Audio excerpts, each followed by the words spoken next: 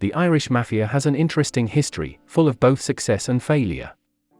Beginning in the late 1800s, the Irish mob was a powerful force in the criminal underworld. They were involved in a variety of activities, including extortion, loan sharking, and even political corruption. Additionally, they had a hand in the illegal drug trade, though they were not as prominent in this activity as other organized crime groups. The Irish Mafia's heyday came in the 1920s and 1930s, when their influence was at its peak. This period saw them reach great heights of power, forging alliances with other mobsters and corrupting government officials. In many cities, the Irish mob had a stranglehold on the local economy, controlling businesses and collecting protection money from shop owners. However, the Irish Mafia's power began to erode in the 1940s and 1950s. Law enforcement cracked down on organized crime, and the Irish mob was hit hard.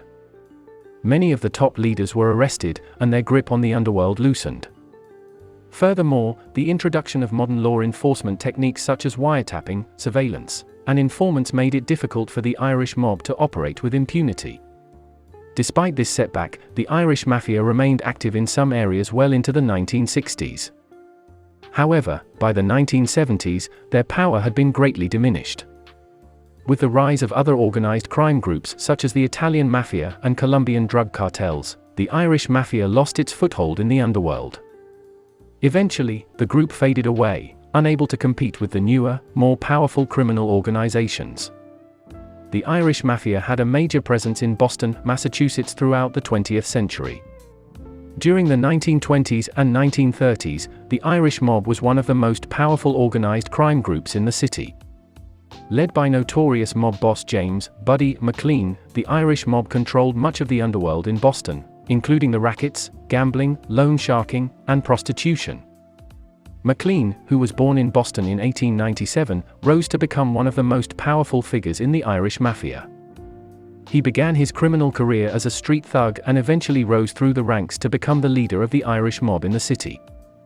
McLean's power and influence grew throughout the 1920s and 1930s, and he became a powerful figure in the underworld. He had strong ties to corrupt politicians, which helped him stay in power for many years. However, McLean's reign ended in 1950, when he was arrested and sentenced to 15 years in prison.